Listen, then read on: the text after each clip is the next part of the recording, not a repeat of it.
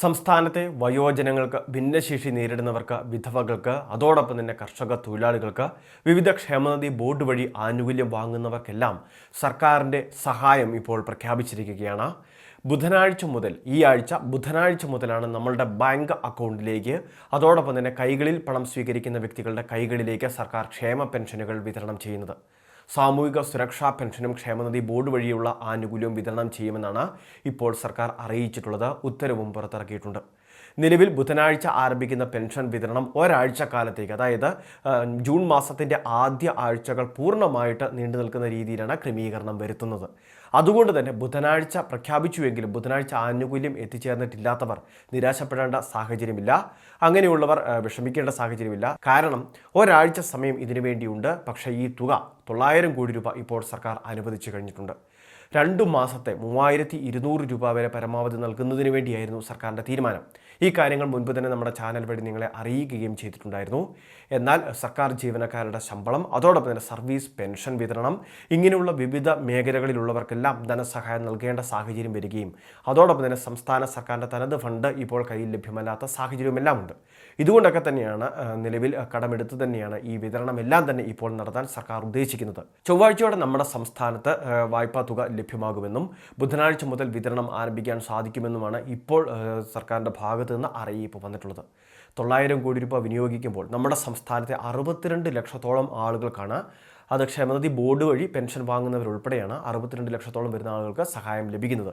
ഇത് 2023 ഡിസംബറിലെ കുടിശ്ശികയാണ് എന്ന രീതിയിലാണ് ഇപ്പോൾ സർക്കാർ പറയുന്നത്.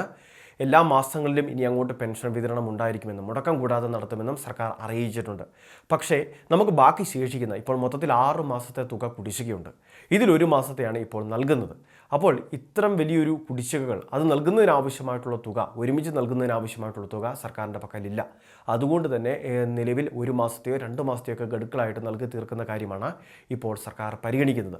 എല്ലാവരും ശ്രദ്ധിക്കേണ്ട ഒരു പ്രധാന കാര്യം തന്നെയാണ്. ഇനി അത് മാത്രമല്ല, വയോജനങ്ങൾ മാത്രമുള്ള കുടുംബങ്ങൾ നമുക്കറിയാം. ഇനി അതോടൊപ്പം തന്നെ ഭിന്നശേഷിക്കാർ മാത്രമുള്ള കുടുംബങ്ങൾ, ഇനി അതോടൊപ്പം തന്നെ ഭിന്നശേഷി ഉള്ള വ്യക്തികൾ അടങ്ങുന്ന കുടുംബങ്ങൾ, ഇങ്ങനെയുള്ള വ്യക്തികളൊക്കെ ഒരുപക്ഷെ ഈ വാർത്ത അറിയണമെന്നില്ല. അവരിലേക്കെല്ലാം അല്ലെങ്കിൽ വിവിധ ഗ്രൂപ്പുകളിലേക്ക് നിങ്ങൾ ഈ അറിയിപ്പ് ഷെയർ ചെയ്തെത്തിക്കണം. 1600 രൂപ മാത്രമാണ് ഇപ്പോൾ സർക്കാർ വിതരണം ചെയ്യുന്നത്. എങ്കിൽ പോലും സാധാരണക്കാർക്ക് ഇത് ചെറിയൊരു ആശ്വാസത്തിന് വക നൽകുന്നു എന്നുള്ളതാണ് ഏറ്റവും വലിയ യാഥാർത്ഥ്യം.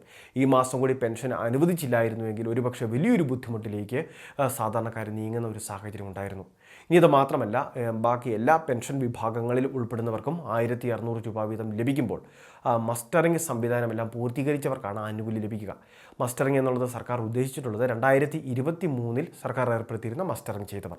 2024 മസ്റ്ററിംഗ് ആയിട്ടില്ല എന്നൊരു കാര്യം പ്രത്യേകം ഓർമ്മിപ്പിക്കുന്നു. ഇനി ഇപ്പോൾ ഈ മസ്റ്ററിംഗ് എല്ലാം ചെയ്തവർക്ക് ബാങ്ക് അക്കൗണ്ടിലേക്ക് കൈകളിലേക്കെല്ലാം ധനസഹായം എത്തിച്ചേരുമ്പോൾ നിർമ്മാണ തൊഴിലാളി ക്ഷേമനിധി ബോർഡിൽ ആളുകൾക്ക് ഇപ്പോഴും ഈ പെൻഷൻ ആനുകൂല്യം അല്ലെങ്കിൽ അവരുടെ ആനുകൂല്യമെല്ലാം കുടിശ്ശികയാണ്.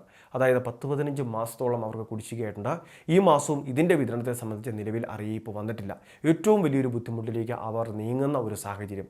കൃത്യമായിട്ട് അംശാദായമെല്ലാം അടച്ചിട്ടും വേണ്ട പരിഗണന ആനുകൂല്യങ്ങൾ ലഭിക്കാത്ത സാഹചര്യം. ഇപ്പോൾ വലിയ സാമ്പത്തിക ഞെരുക്കത്തിലാണ് എന്നാണ് ബോർഡിൽ നിന്ന് നൽകുന്ന വിശദീകരണം. വളരെ പ്രധാനപ്പെട്ട ഒരു ഇൻഫർമേഷനാണ് വീഡിയോ വഴി ഷെയർ ചെയ്തത്. ഇതുപോലുള്ള വിവിധ അറിയിപ്പുകൾക്ക് ചാനൽ സബ്സ്ക്രൈബ് ചെയ്യുക, ഫോളോ ചെയ്യുക.